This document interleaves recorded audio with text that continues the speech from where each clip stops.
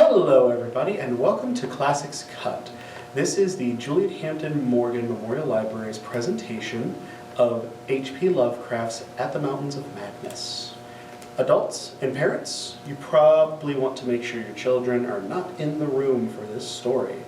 My name is Mike Breen and I am looking forward to this reading. This is... My name is Emma. I'm Robert Tobias. I'm Will Byrne. And this is At the Mountains of Madness. Chapter 1. I am forced into speech because men of science have refused to follow my advice without knowing why. It is altogether against my will that I tell my reasons for opposing this contemplated invasion of the Antarctic. With its vast fossil hunt and its wholesome boring and melting of the ancient ice cap, and I am the more reluctant because my warning has been in vain. Doubt of the real facts, as I must reveal them, is inevitable. Yet, if I suppress what will seem extravagant and incredible, there will be nothing left. The hitherto withheld photographs, both ordinary and aerial, will count in my favor, for they are damnably vivid and graphic. Still, they will be doubted because of the great lengths to which clever fakery can be carried. The ink drawings, of course, will be jeered as obvious impostures. Notwithstanding a strangeness of technique which art experts ought to remark and puzzle over, in the end I must rely on the judgment and standing of the few scientific leaders who have, on the one hand, sufficient independence of thought to weigh my data on its own hideously convincing merits, or in the light of certain primordial and highly baffling myth cycles, and on the other hand, sufficient influence to deter the exploring world in general from any rash and overambitious program in the region of those mountains of madness. It is an unfortunate fact that relatively obscure men like myself and my associates, connected only with a small university, have little chance of making an impression where matters of wildly bizarre, highly controversial nature are concerned. It is further against us that we are not, in the strictest sense, the specialists in the fields which came primarily to be concerned. As a geologist, my object is leading the Miskatonic University expedition and was wholly that of securing deep-level specimens of rock and soil from various parts of the Antarctic continent, aided by the remarkable drill devised by Professor Frank H. Pavity of our engineering department. I had no wish to pioneer in any other field than this, but I did hope that the use of this mechanical appliance at different points along previously explored paths would bring to light materials of a sort hitherto unreached by the ordinary methods of collection. Pavity's drilling apparatus, as the public already knows from our reports, was unique and radical in its lightness, portability, and capacity to combine the ordinary artesian drill principle with the principle of the small circular rock drill in such a way as to cope quickly with strata of varying hardness. Steel head, jointed rods, gasoline motor, collapsible wooden derrick, dynamiting paraphernalia, cording, rubbish removal auger, and sectional piping for bores 5 inches wide and up to 1,000 feet deep, all formed with needed accessories no greater load than 3 7 dog sleds could carry. This being made possible by the clever aluminum alloy of which most of the metal objects were fashioned. 4 large Dornier airplanes, designed specifically for the tremendous altitude flying necessary on the Antarctic plateau, and with the added fuel warning and quick starting devices worked by Pavity, could transport our entire expedition from a base at the edge of the Great Ice Barrier to various suitable inland points. From these points, a sufficient quota of dogs would serve us. We planned to cover as great an area as one Antarctic season, or longer if absolutely necessary, would permit, operating mostly in the mountain ranges and on the plateau of the Ross Sea, regions explored in varying degree by Shackleton, Amundsen, Scott, and Byrd. With frequent changes of camp made by airplane and involving distances great enough to be of geological significance, we expected to unearth a quite unprecedented amount of material, especially in the Precambrian strata, of which so narrow a range of Antarctic specimens had previously been secured. We wished also to obtain as great as possible a variety of the upper fossiliferous rocks, since the primal life history of this bleak realm of ice and death is of the highest importance to our knowledge of the Earth's past.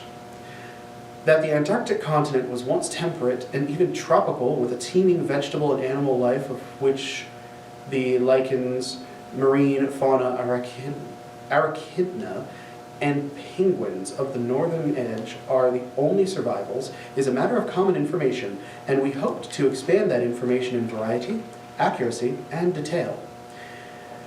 When a simple boring revealed fossiliferous signs, we should enlarge the aperture by blasting in order to get specimens of suitable size and condition. Our borings, of varying depth according to the promise held out by the upper soil or rock, were to be confined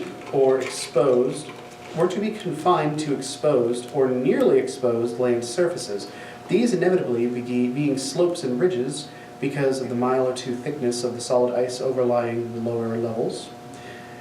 We could not afford to waste drilling depth on any considerable amount of mere glaciation. Though Peabody had worked out a plan for sinking copper electrodes to thick clusters of borings and melting off areas of ice with current from a gasoline-driven dynamo. It is this plan, which we could not put into effect except experimentally on an expedition such as ours, that the coming Starkweather Moor expedition proposes to follow despite the warnings I have issued since our return from the Antarctic. The public knows of the Miskatonic expedition through our frequent wireless reports to the Arkham Advisor and Associated Press, and through the later articles of Peabody and myself.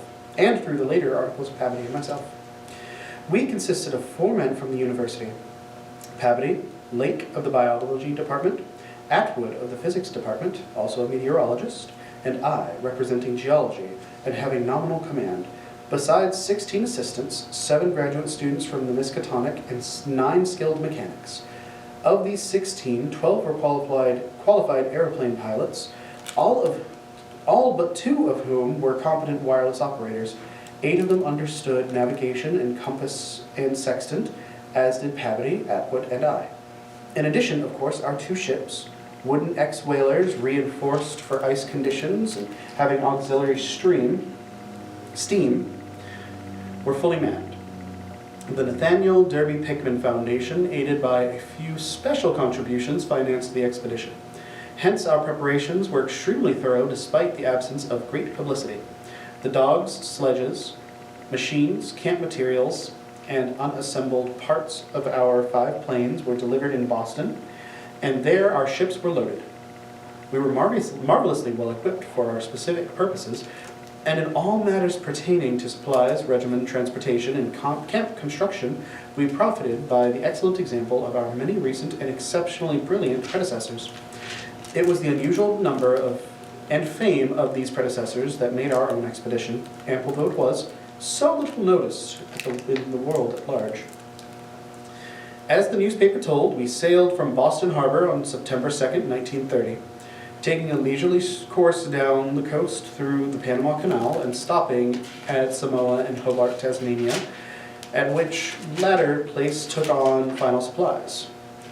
None of our exploring party had ever been to the polar regions before, hence we all relied greatly on our ship captain, J.B. Douglas, commanding the brig Arkham, and serving as commander of the sea party, and George Thorfinson, commanding the bark Miskatonic, both veteran whalers in Antarctic waters. As we left the inhabited world behind, the sun sank lower and lower in the north, and stayed longer and longer above the horizon each day. At about 62 degrees south latitude, we sighted our first icebergs, table-like objects with vertical sides, and just before reaching the Antarctic Circle, we crossed on October 20th with appropriately quaint ceremonies. We were considerably troubled with field ice. The falling temperature bothered me considerably for a long voyage through the tropics, but I tried to brace up for the worst rigors to come. On many occasions, the curious atmospheric effects enchanted me vastly, these including a strikingly vivid mirage, the first I had ever seen, in which distant bergs became the battlements of unimaginable cosmic castles. Pushing through the ice, which was fortunately neither extensive nor thickly packed, we regained our water at south latitude 67 degrees, east longitude 175 degrees. On the morning of October 26th, a strong land blink appeared on the south, and before noon we felt a thrill of excitement at beholding a vast, lofty, and snow-clad mountain chain which opened out and covered the whole vista ahead. At least we had encountered an outpost of the great unknown continent and its cryptic world of frozen death. These peaks were obviously the Admiralty Range, discovered by Ross, and it would now be our task to round Cape Adare and sail down the east coast of Victoria Land to our contemplated base on the shore of McMurdo Sound at the south of the volcano Erebus in south latitude 77 degrees and 9 seconds.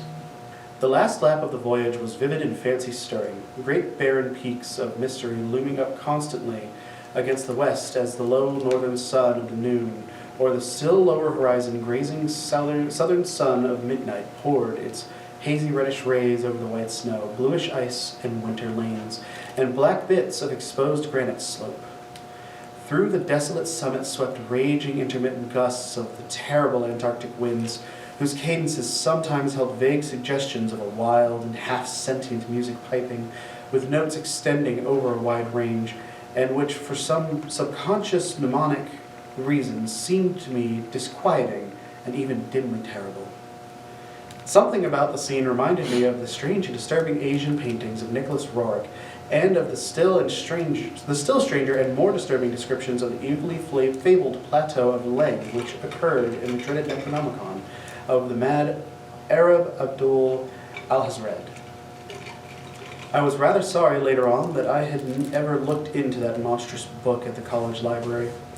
On the 7th of November, sight of the westward range having been temporarily lost, we passed Franklin Island, and the next day descried the cones of Mounts Erebus and Terror on Ross Island ahead, with the long line of the Perry Mountains beyond.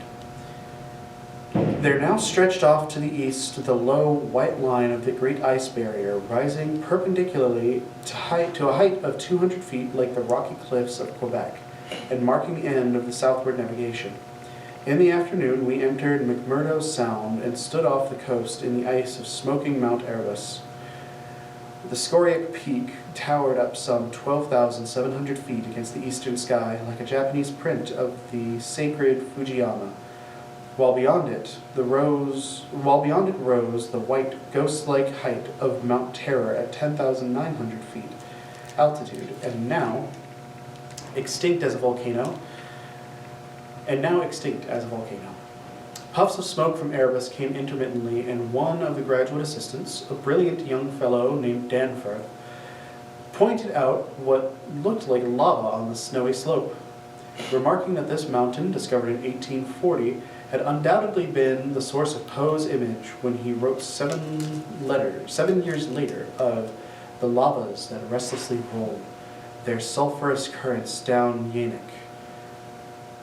In the ultimate climbs of the pole, the groan as they roll down Mount Yanik in the realms of the boreal people.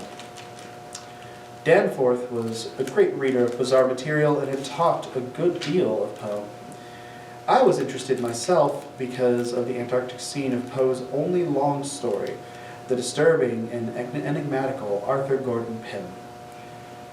On the barren shore and of the lofty ice barrier in the background, myriads of grotesque penguins squawked and flapped their fins, while many fat seals were visible on the water, swimming and sprawling across the large cakes of slowly drifting ice.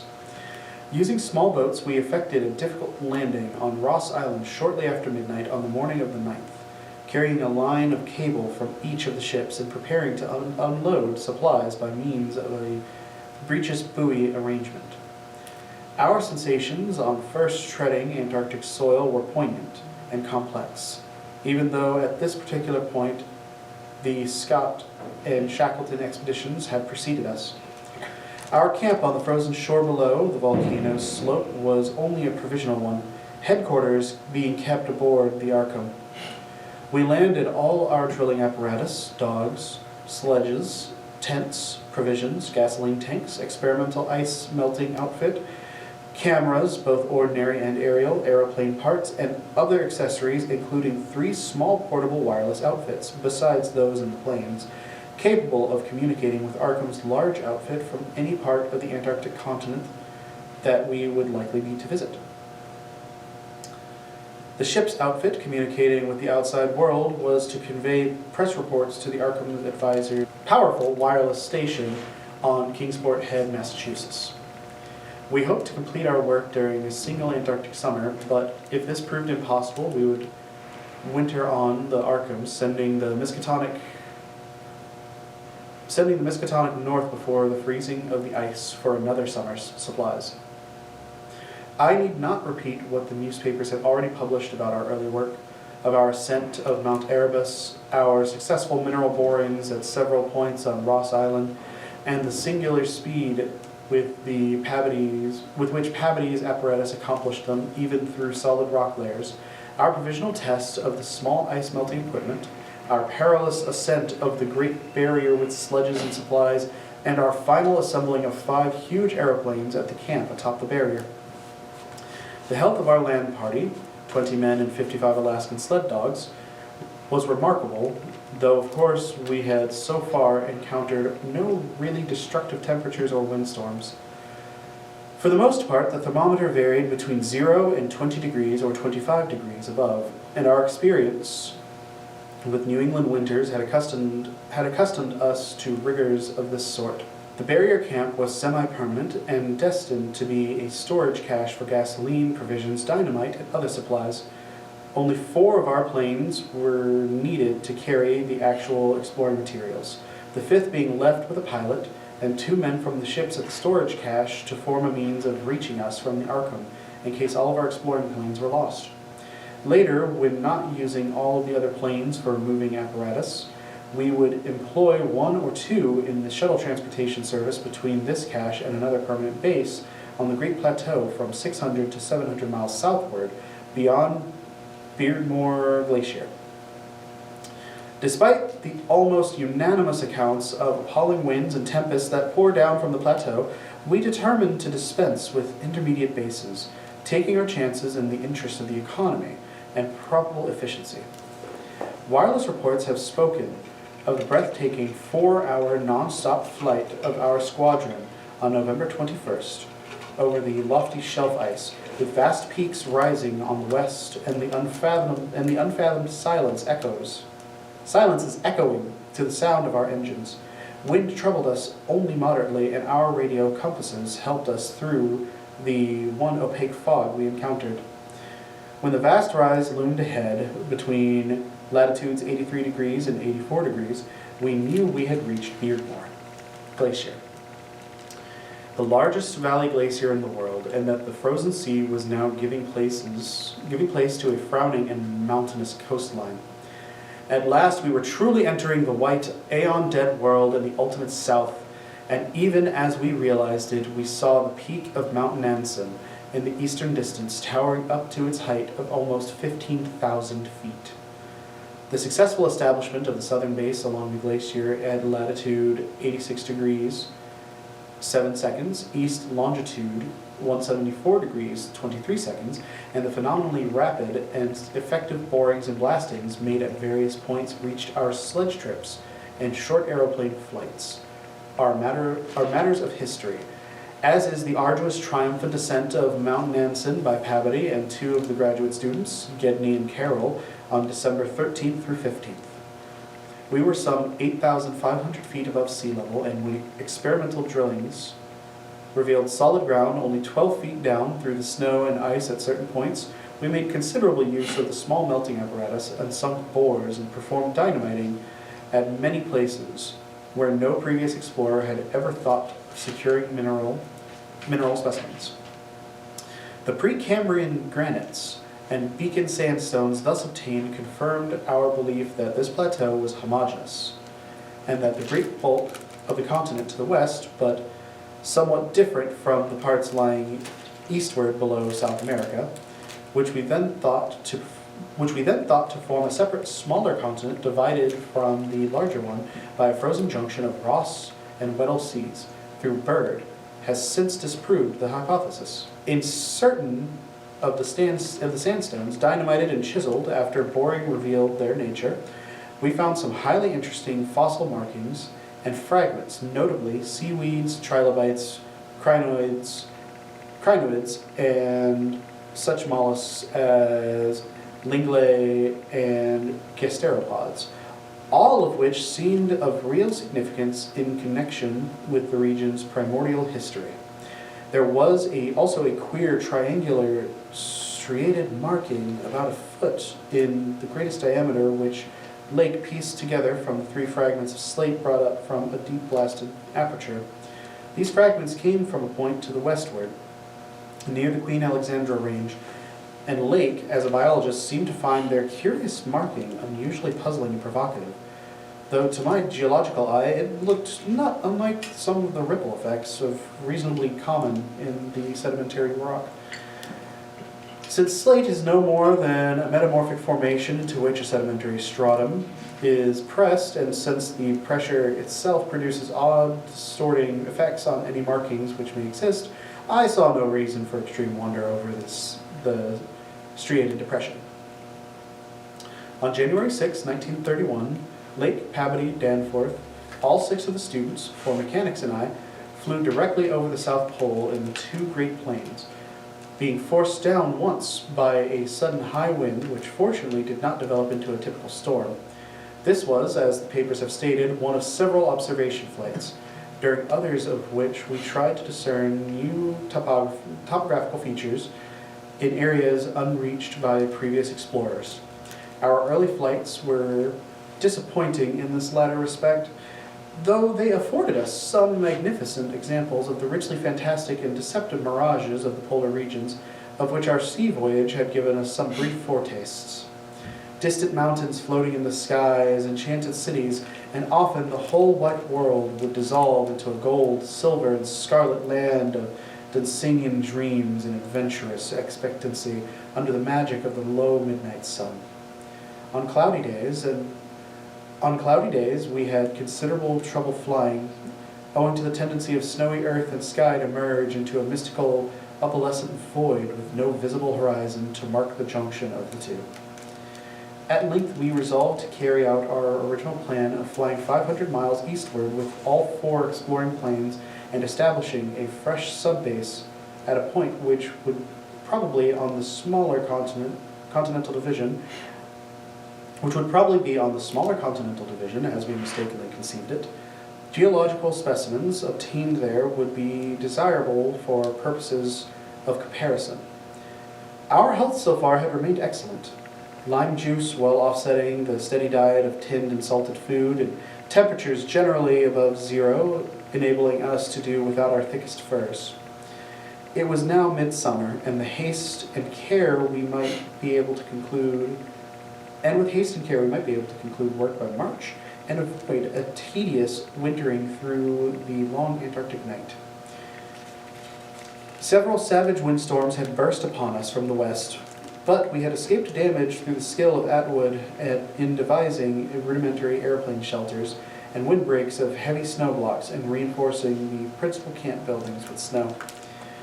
Our good luck and efficiency had indeed been almost uncanny. The outside world knew, of course, of our program and was told also of Lake's strange and dogged insistence on a westward, or rather northwestward, prospecting trip before our radical shift to the new base. It seems he had pondered a great deal, and with alarmingly radical daring, over that triangular striated marking in the slate, reading into it certain contradictions in nature and geological period, which whetted his curiosity to the utmost, and made him avid to sink more borings and blastings in the west-stretching formation to which the exhumed fragments evidently belonged. He was strangely convinced that the marking was the print of some bulky, unknown, and radically unclassified organism of considerable advanced evolution, notwithstanding that the rock which bore it was of so vast ancient a date, Cambrian, if not actually pre-Cambrian, as to prelude the probable existence not only of the highly evolved life form, but of any life at all above the unicellular or at most trilobite stage. These fragments, with their odd markings, must have been 500 million to 1,000 million years old. Chapter 2. Popular imagination, I judge, responded actively to our wireless bulletins of Lake Start northwestward into regions never trodden by human foot or penetrated by human imagination. Though we did not mention his wild hopes of revolutionizing the entire sciences of biology and geology, his preliminary sledging and boring journey of January 11th through 18th, with Peabody and 5 others, marred by the loss of 2 dogs and an upset when crossing one of the great pressure ridges in the ice, had brought up more and more of the Archean slate, and even I was interested by the singular profusion of evident fossil markings in that unbelievably ancient stratum. These markings, however, were very primitive life forms, involving no great paradox except that any life forms should occur in rock as definitely pre-Cambrian as this seemed to be.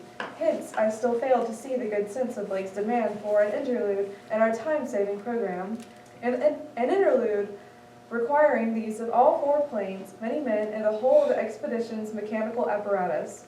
I did not, in the end, veto the plan, though I decided not to accompany the northwestward party despite Lake's plea for my geological advice. While they were gone, I would remain at the base of Peabody and 5 men and work out final plans for the eastward shift.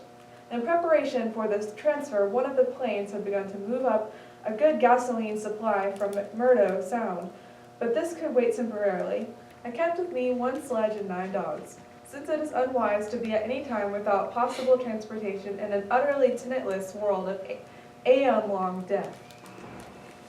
Lake's sub-expedition into the unknown, as everyone will recall, sent out its own reports from the short-wave transmitters on the plains, these being simultaneously picked up by our own apparatus at the southern base by the Arkham at the McMurdo Sound, whence they were relayed to the outside world on wavelengths up to 15 meters. The start was made on January 22nd at 4 a.m., and the first wireless message we received came only about 2 hours later, when Lake spoke of descending and starting a small-scale ice melting and bore at the point some 300 miles away from us.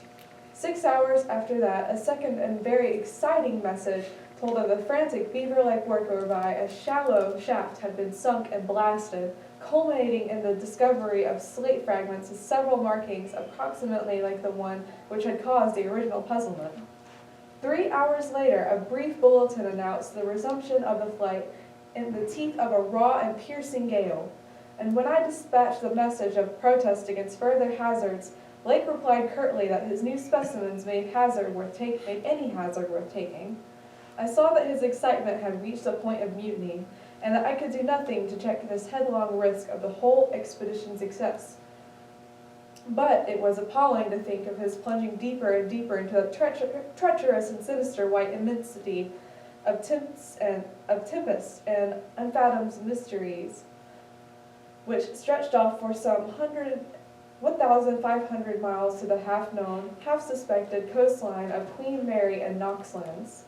Then, in about an hour and a half more, came the doubly excited message from Lake's moving plane, which almost reversed my sentiments and made me wish I had accompanied the party. 10:05 p.m. On the wing, after snowstorm, having spied mountain range ahead higher than any hitherto seen, made equal Himalayas, allowing for height of plateau, probable latitude 76 degrees and 15 seconds, longitude 113 degrees and 10 seconds east, which as far as can see to the right and left, suspicion of 2 smoking cones, all peaks black and bare of snow, gale blowing off them at Pede's navigation. After that Peabody, the men and I hung breathlessly over the receiver. Thought of this titanic mountain rampart 700 miles away inflamed our deepest sense of adventure, and we rejoiced that our expedition, if not ourselves personally, had been its discoverers.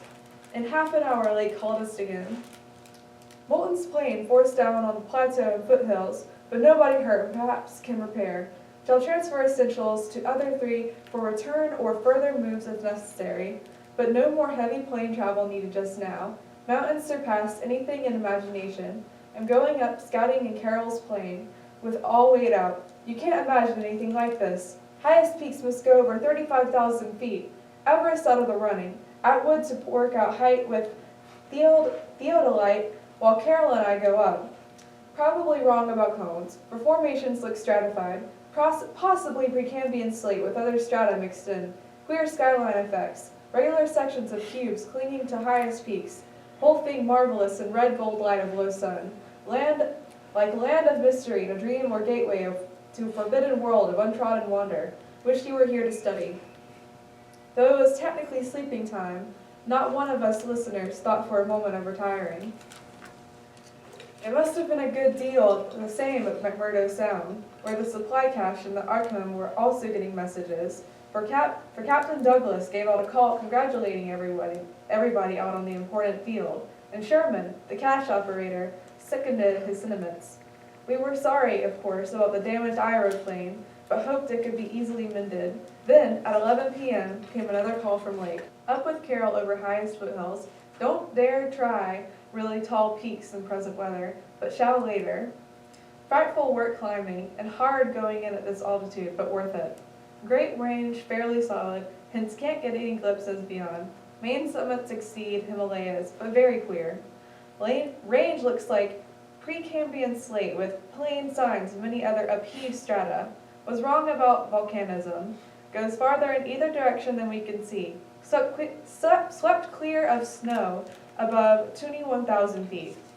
Odd formations on slopes of highest mountains. Great low square blocks with exactly vertical sides and rectangular lines of low vertical ramparts, like the old Asian castles clinging to steep mountains in Roerich's paintings. Impressive from distance. Flew close to some, and Carroll thought they were formed of smaller separate pieces, but that is probably weathering. Most edges crumbled and rounded off as if exposed to storms and climate changes for millions of years. Parts, especially upper parts, seem to be of lighter colored rock than any visible strata on slopes proper, hence an evidently crystalline origin. Close flying shoes made many caves mouths, some unusually regular in outline, square or semicircular. You must come and investigate. Think I saw a rampart squarely on top of one peak. Height seems to be about 30,000, 35,000 feet. I'm up to 21,500 myself, in devilish gnawing cold. Wind whistles and pipes through passes in and out of caves, but no flying danger so far. From then on, for another half hour, Lake kept up a running fire of comment and expressed his intention of climbing some of the peaks on foot. I replied that I would join him as soon as he could send a plane, and that Pavodi and I would work out the best gasoline plan, just where and how to concentrate our supply in view of the expedition's altered character. Obviously, Lake's boring operations, as well as his aeroplane activities, would need a great deal delivered for the new base, which he was to establish at the foot of the mountains, and it was possible that the eastward flight might not be made after all of this season. In connection with this business, I called Captain Douglas and asked him to get as much possible out of the ships and up the barrier with a single dog team we had left there. A direct route across the unknown region between Lake and McMurdo Sound was what we really ought to establish. Lake called me later to say that he had decided to let the camp stay where Bolton's plane had been forced down, and where repairs had already progressed somewhat. The ice sheet was very thin, with dark ground here and there visible, and would sink some borings and blast the very point before making any sledge trips or climbing expeditions. He spoke of the ineffable majesty of the whole scene, and the queer state of his sensations at being in the lee of vast silent pinnacles whose ranks shot up like the wall reaching the sky at the world's rim. Atwood's theodolite observations had placed the height of the 5 tallest peaks from 30,000 to 34,000 feet. The windswept nature of the terrain clearly disturbed Lake, for it argued the occasional existence of prodigious gales, violent beyond anything we had so far encountered. His camp lay a little more than 5 miles from where the higher foothills abruptly rose. I could almost trace a note of subconscious alarm in his words, flashed across a glacial void of 700 miles, as he urged that we all hasten with the matter and get the strange new region disposed of as soon as possible. He was about to rest now, after a continuous day's work of almost unparalleled speed, strenuousness, and results. In the morning, I had a three-cornered wireless talk with Lake and Captain Douglas at their widely separated bases, and it was agreed that one of Lake's planes would come to my base for Coyote, the 5 men and myself, as well as for the fuel it could carry. The rest of the fuel question, depending on our decision about an easterly trip, could wait a few days, since Lake had enough for immediate camp heat and borings. Eventually, the old southern base ought to be restocked, but if we postponed the easterly trip, we would not use it till the next summer. And meanwhile, Lake must send a plane to explore a direct route between his new mountains and McMurdo Sound. Coyote and I prepared to close our base for a short or long period, as the case might be. If we wintered in the Antarctic, we would probably fly straight from Lake's base to the Arkham without returning to this spot. Some of our conical tents had already been reinforced by blocks of hard snow, and now we decided to complete the job of making a permanent Esquimau village. Owing to the very liberal tent supply Lake had with him, all that his base would need after our arrival, I wirelessed that Capote and I would be ready for the northwestward move after 1 day's work and 1 night's rest. Our labors, however, were not very steady after 4 p.m., for about that time Lake began sending in the most extraordinary and exciting messages.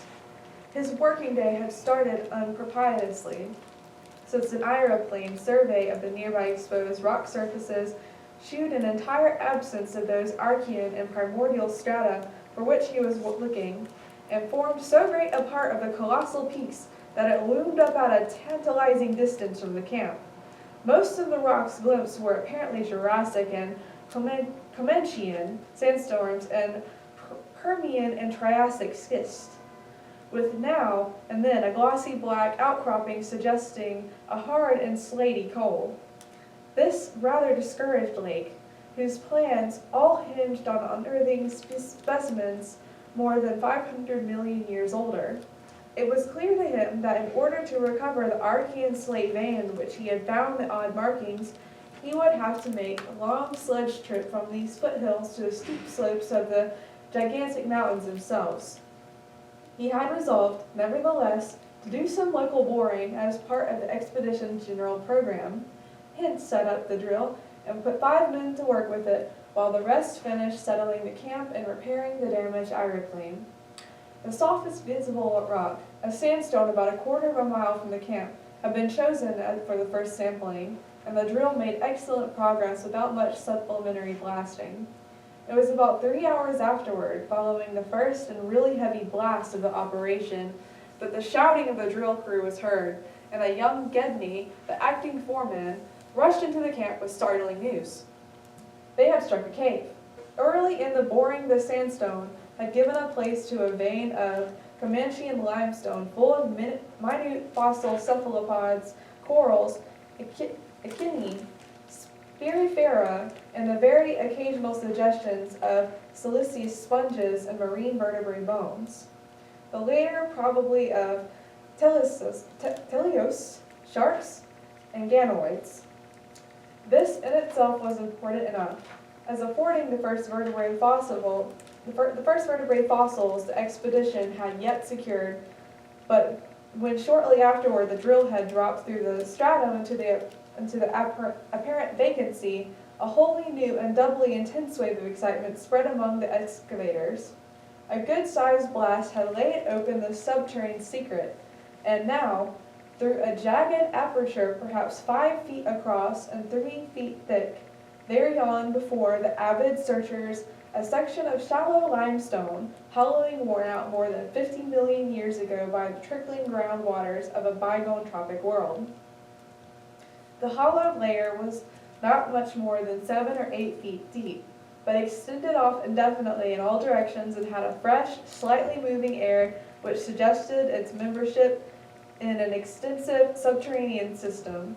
Its roof and floor were abundantly equipped with large stalactites and stalagmites, some of which met in columnar form, but important above all else was the vast deposit of shells and bones in which places nearly choked the passage. Washed down from the unknown jungles of Mesozoic tree ferns and fungi, and forests of tertiary cycads, fan palms, and primitive angiosperms, this osseous medley contained representatives of more Cretaceous, Eocene, and other animal species than the greatest paleontologists could have ever counted or classified in a year. Mollusks, crustacean armor, fishes, amphibians, reptiles, birds, and early mammals, great and small, known and unknown. No wonder Gedney ran back up to the camp shouting, and no wonder everyone else dropped work and rushed headlong through the biting cold to where the tall derrick marked a newfound gateway to secrets of inner earth and vanished aeons. When Lake had satisfied the first keen edge of his curiosity, he scribbled a message in his notebook and had young Moulton run back to the camp to dispatch it by wireless. This was my first word of the discovery, and it told of the identification of early shells, bones of ganoids, and placoderms, remnants of labyrinthodonts, decodents, great mosasaur skull fragments, dinosaur vertebrae and armor plates, pterodactyl teeth and wing bones, Archaeopteryx debris, Miocene shark's teeth, primitive bird skulls, and skulls, vertebrae, and other bones of archaic mammals such as Paleotheres, Xiphodons, Dinocerasses, Eohippi, Oreodons, Titanotheres. There was nothing as recent as a mastodon, an elephant, true camel, deer, or bovine animal. Hence Lake concluded that the last deposits had occurred during the Oligocene age, and that the hollowed stratum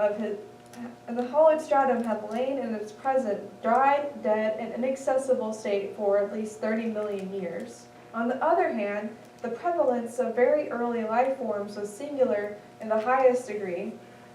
Though the limestone formation was on the evidence of such typical embedded fossils as ventriculates, positively and unmistakably Comanchian, and not a particle earlier, the free fragments in the hollow space included a surprising proportion from organisms hereto considered as peculiar to far older periods. Even rudimentary fishes, mollusks, coal, and corals as remote as the Silurian or Ordovician. The inevitable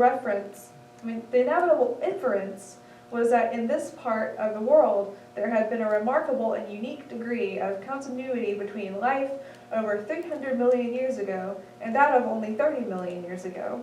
How far this continuity had extended beyond the Oligocene age when the cavern was closed was of course past all speculation.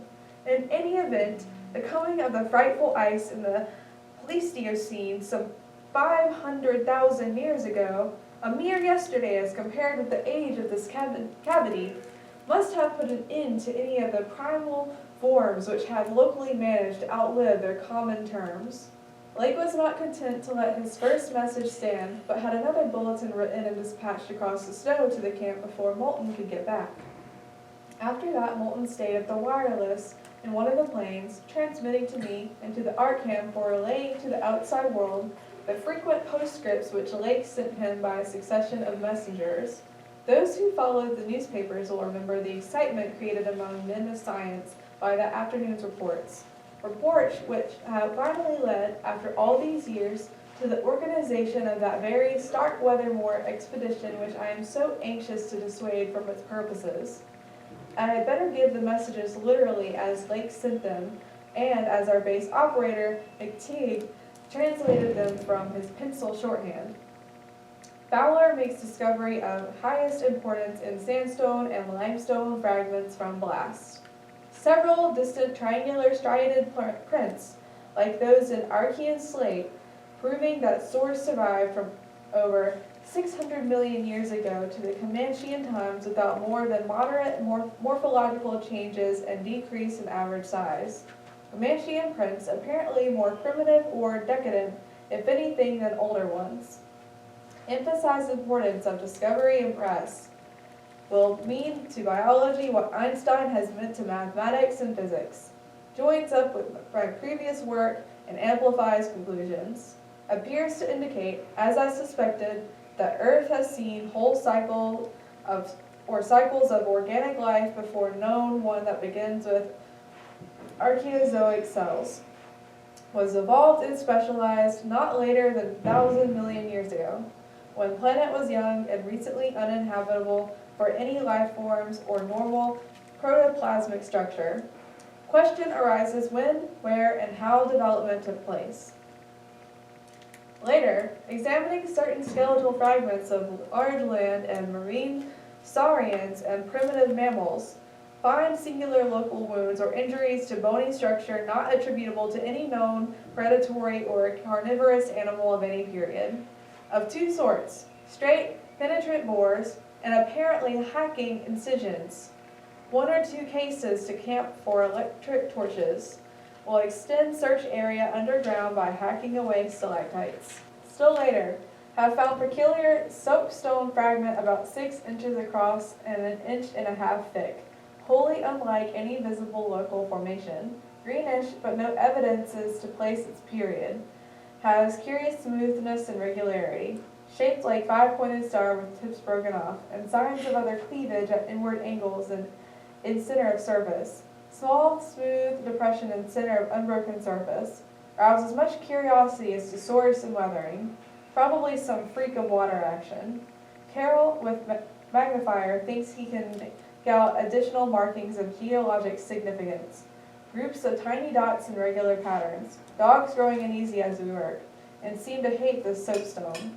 Must see if it has any peculiar odor. We'll report again when Mills gets back with light and start on underground area. 10:15 p.m. Important discovery. Orendorff and Watkins, working underground at 9:45 with light, found monstrous barrel-shaped fossil of wholly unknown nature. Probably vegetable unless overgrown specimen of unknown marine radiata. Tissue evidently preserved by mineral salts. Top is leather, but astonishing flexibility retained in places. Marks of broken off parts at ends and around sides. 6 feet end to end, 3.5 feet central diameter, tapering to 1 foot at each end. Like a barrel with 5 bulging rib cages in place of staves. Lateral breakages, as of finished stalks, are at the equator and middle of these ridges. In furrows between ridges are curious growths, combs or wings that fold up and spread out like fans, all greatly damaged but one, which gives almost 7-foot wings spread. Arrangement reminds one of certain monsters of primal myth, especially fabled elder things in Neocronomicon. These wings seem to be membranous, stretched out on framework of glandular tubing, apparent minute orifices and framing tubing at wingtips, ends of body shriveled, giving no clue to interior or to what has been broken off there. Must dissect when we get back to camp. Can't decide whether vegetable or animal. Many features obviously of almost incredible primitiveness. Have set all hands cutting stalactites and looking for further specimens. Additional scarred bones found, but these must wait. Having trouble with dogs, they can't endure the new specimen, and would probably tear it to pieces if we didn't keep it at a distance from them. 11:30 p.m. Attention. Dyer, Tabooty, Douglas. Matter of highest, I might say transcendent importance. Arkham must relay to Kingsport Head Station at once. Strange barrel growth is the Archean thing that left prints in rocks. Mills, Boudreaux, and Fowler discover a cluster of 13 more at underground point 40 feet from aperture, mixed with curiously rounded and configured soapstone fragments smaller than one previously found. Star-shaped but no marks of breakage, except at some of the points. Of organic specimens, 8 apparently perfect with all appendages, have brought all to surface, leading off dogs to distance. They cannot stand the things. Give close attention to the description and repeat back for accuracy. Papers must get this right. Objects are 8 feet long all over. 6'5" ridged barrel torso, 3 feet in central diameter, 1 foot in diameters, dark gray, flexible, and infinitely tough. 7-foot membranous wings of same color, found folded, spread out of furrows between ridges. Wing framework tubular or glandular, of lighter gray, with orifices at wing tips. Spread wings have serrated edge. Around equator, one at central apex of each of the 5 vertical, stave-like ridges, are 5 systems of light gray flexible arms or tentacles found tightly folded to torso, but expansible to maximum length of over 3 feet, like arms of primitive crinoid. Single stalks 3 inches diameter branch after 6 inches into 5 substalks, each of which branches after 8 inches into 5 tapering tentacles or tendrils, giving each stalk a total of 25 tentacles.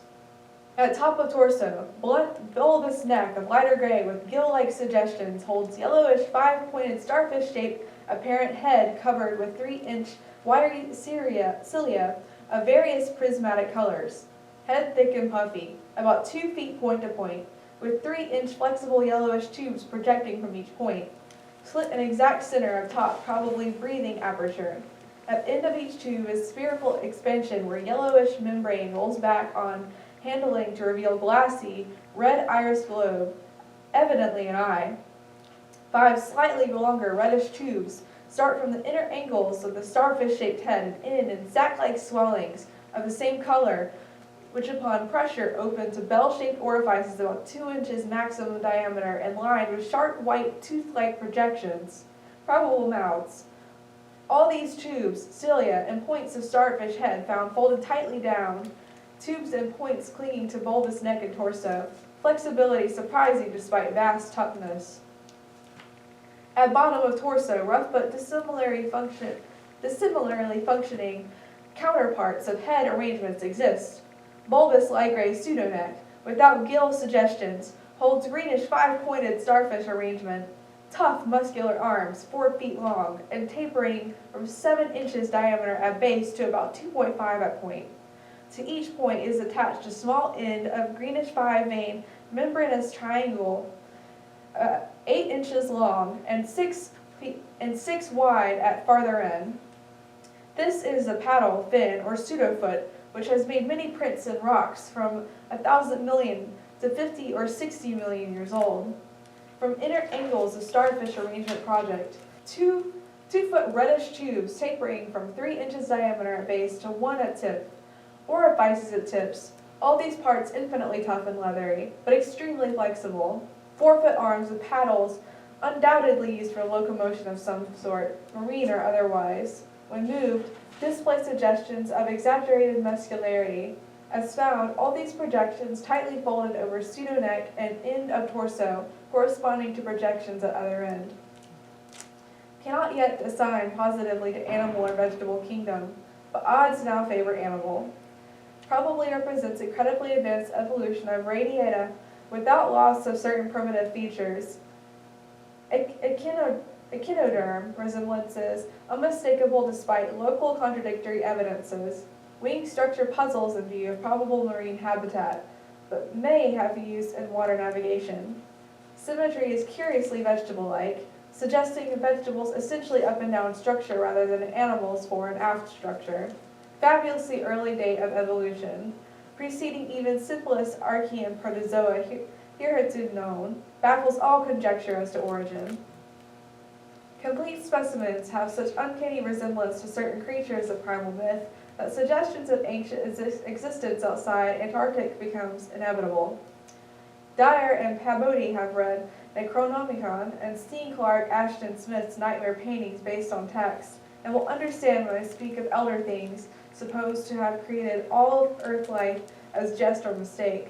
Students have always thought conception formed from morbid imaginative treatments of very ancient tropical radiata. Also, like prehistoric folklore things, Wilmarth has spoken of Cthulhu cult appendages, etc. Vast field of study open. Deposits probably of late Cretaceous or early Eocene period, judging from associated specimens. Massive stalagmites posited above them. Hard work hewing out, but toughness prevented damage. State of preservation miraculous. evidently owing to limestone action. No more found so far, but will resume search later. Job now to get 14 huge specimens to camp, without dogs, which bark furiously and can't be trusted near them. With 9 men, 3 left to guard the dogs, we ought to manage the 3 sledges fairly well. The wind is bad. Must establish plain communication with McMurdo Sound and begin shipping material. But I've got to dissect one of these things before we take any rest. Wish I had a real laboratory here. Dyer better kick himself for having tried to stop my westward trip. First the world's greatest mountains, and then this. If this isn't the last high spot of an expedition, I don't know what is. We are made scientifically. Congrats, Pavodi, on the drill that opened up the cave. Now will Arkham please repeat the description? The sensations of Pavodi and myself at receipt of this report were almost beyond description, nor were our companions much behind us in enthusiasm. McTigg, who had hastily translated a few high spots as they came from the droning receiving set, wrote out the entire message from his shorthand version as soon as Lake's operator signed off. All appreciated the epoch-making significance of the discovery, and I sent Lake congratulations as soon as Arkham's operator had repeated back the descriptive parts as requested. My example was followed by Sherman from his station at the McMurdo Sound supply cache, as well as by Captain Douglas of Arkham. Later, as head of expedition, I added some remarks to be relayed through Arkham to the outside world. Of course, rest was an absurd thought amidst this excitement, and my only wish was to get Lake's camp as quickly as I could. It disappointed me when he sent word that a rising mountain gale had made early aerial travel impossible. But within an hour and a half, interest again rose to banish disappointment. Lake was sending more messages and told of the completely successful transportation of the 14 great specimens to the camp. It had been a hard pull, for the things were surprisingly heavy, but 9 men had accomplished it very neatly. Now some of the party were hurriedly building a snow corral at a safe distance from the camp, to which the dogs could be brought for convenience and feeding. The specimens were laid out on the hard snow near the camp, save for one on which Lake was making crude attempts at dissection.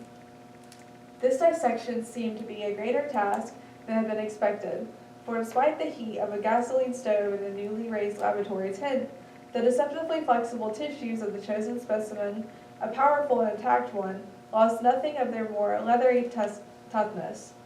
Lake was puzzled as to how he might make the requisite incisions without violence destructive enough to upset all the structural necessities he was looking for. He had, it is true, 7 more perfect specimens, but these were too few to use up recklessly unless the cave might later yield an unlimited supply. Accordingly, he removed the specimen and dragged in one which, though having remnants of the starfish arrangements at both ends, was badly crushed and partly disrupted along one of the great torso furrows. Results, quickly reported over the wireless, were baffling and provocative indeed. Nothing like delicacy or accuracy was possible with the instruments hardly able to cut the anomalous tissue, but the little that was achieved left us all awed and bewildered. Existing biology would have to be wholly revised, for this thing was no product of any cell growth science knows about. There had been scarcely any mineral replacement, and despite an age of perhaps 40 million years, the internal organs were wholly intact. The leathery, undeteriorative, and almost indestructible quality was an inherent attribute of the thing's form of organization, and pertained to some of the Paleogen cycle of invertebrates, of invertebrate evolution utterly beyond our powers of speculation.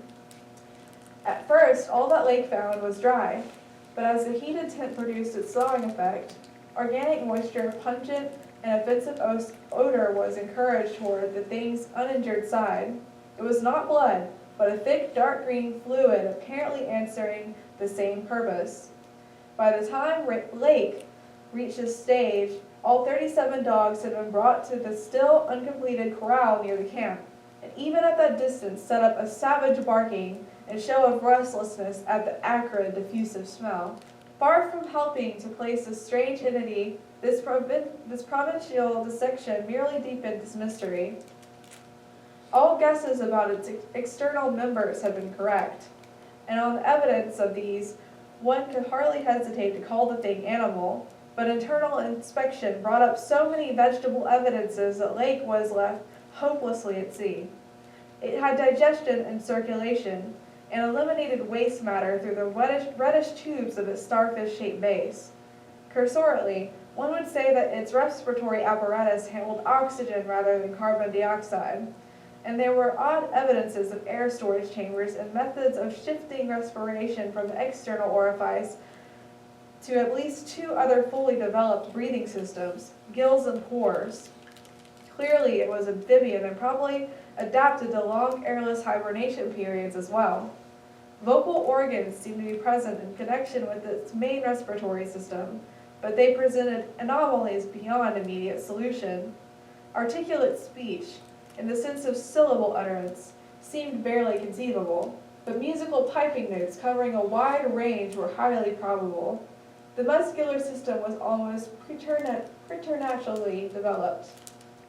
The nervous system was so complex and highly developed as to leave Lake aghast.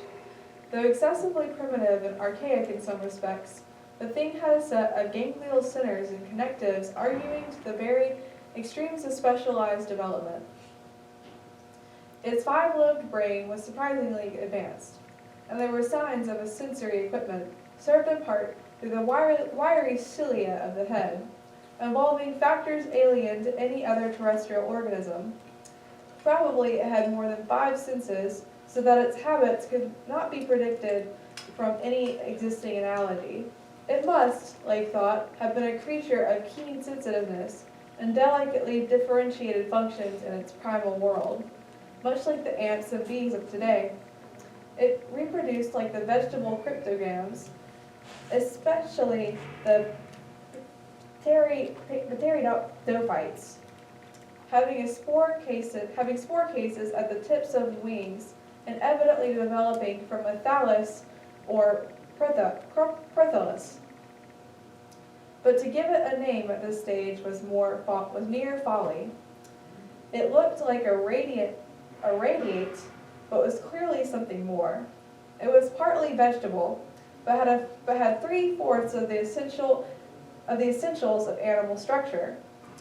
That it was marine in origin, its symmetrical contour and certain other attributes clearly indicated, yet one could not be exact as to the limit of its later adaptations.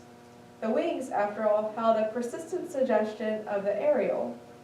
How it could have undergone its tremendously complex evolution on a newborn Earth in time to leave prints in the Archean rocks was so far beyond conception as to make Lake whimsically recall the primal myths about the great old ones who filtered down from the stars and concocted Earth life as a joke or a mistake, and the wild tales of cosmic hill things from outside told by a folklorist colleague in Miskatonic's English department.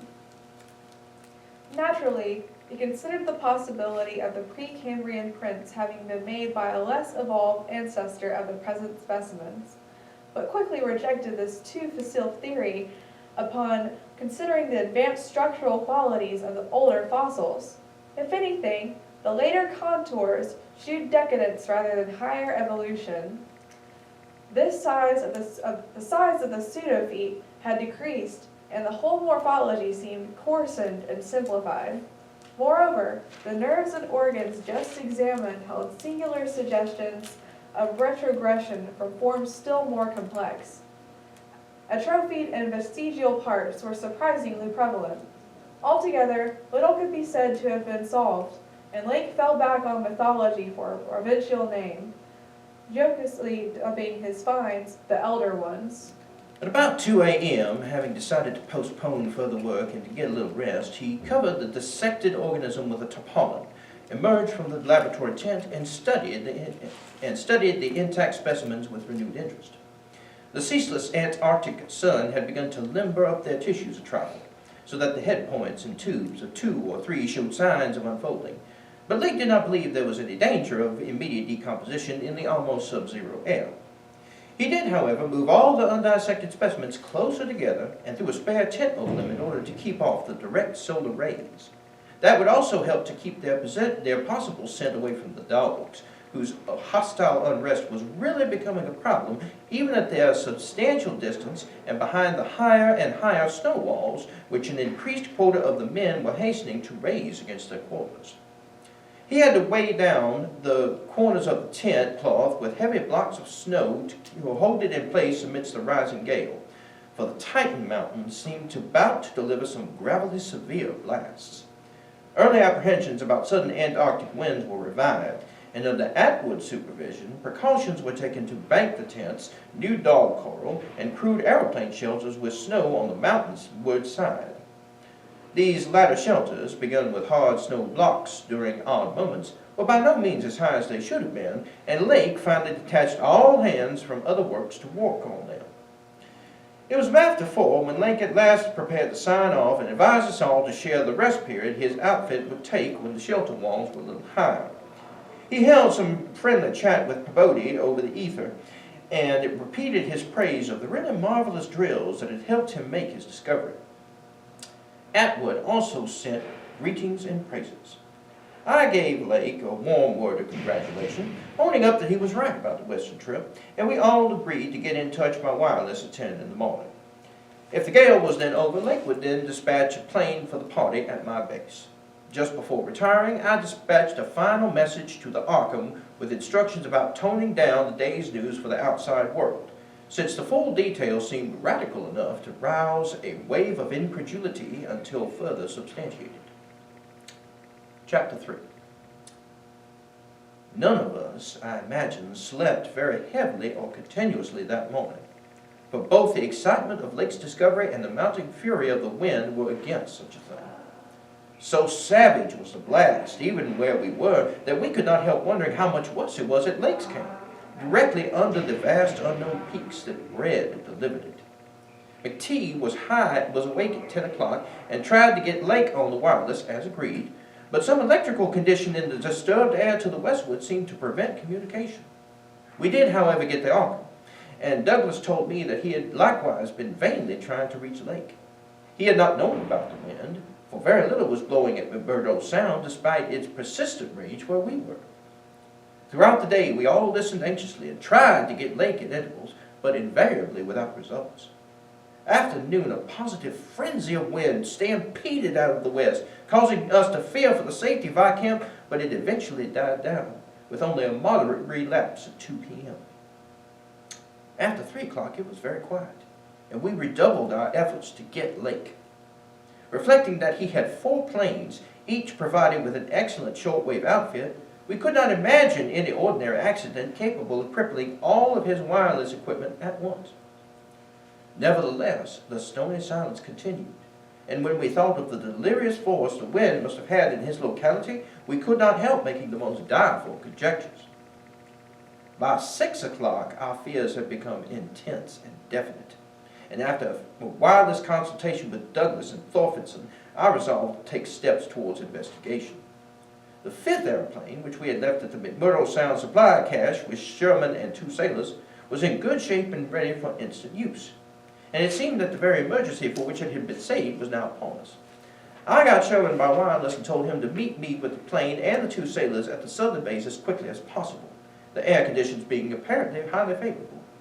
We then talked over the personnel of the coming investigation party and decided that we would include all hands, together with the sledge and dogs which I had kept with me. Even so great a load would not be too much for one of the huge planes built to our special orders for heavy machinery transportation. At intervals, I still tried to reach Lake with the wireless, but all to no purpose. Sherman, with the sailors Gunnison and Lawson, took off at 7:30 and reported a quiet flight from several points on the wing. They arrived at our base at midnight, and all hands at once discussed the next move. It was risky business sailing over the Antarctic in a single aeroplane without any line of bases, but no one drew back from what seemed like the plainest necessity. We loaded in at 2 o'clock for a brief rest after some preliminary loading of the airplane, but were back up again in 4 hours to finish the loading and packing. At 7:15 a.m., January 25th, we started flying northwestward under McTee's pilotage with 10 men, 7 dogs, a sledge, a fuel and food supply, and other items including the plane's wireless outfit. The atmosphere was clear, very quiet, and relatively mild in temperature, and we anticipated very little trouble in reaching the latitude and longitude designated by Lake as the site of his camp. Our apprehensions were over what we might find or fail to find at the end of our journey, for silence continued to answer all calls dispatched to the camp. Every incident of that 4.5-hour flight is burned into my recollection because of its crucial position in my life. It marked my loss at the age of 54 of all that peace and balance which the normal mind possesses through its accustomed conception of external nature and nature's laws. Thenceforth were the 10 of us, but the student Danforth and myself above all others, were to face a hideously amplified world of lurking horrors, which nothing can erase from our emotions, and which we would refrain from sharing with mankind in general if we could.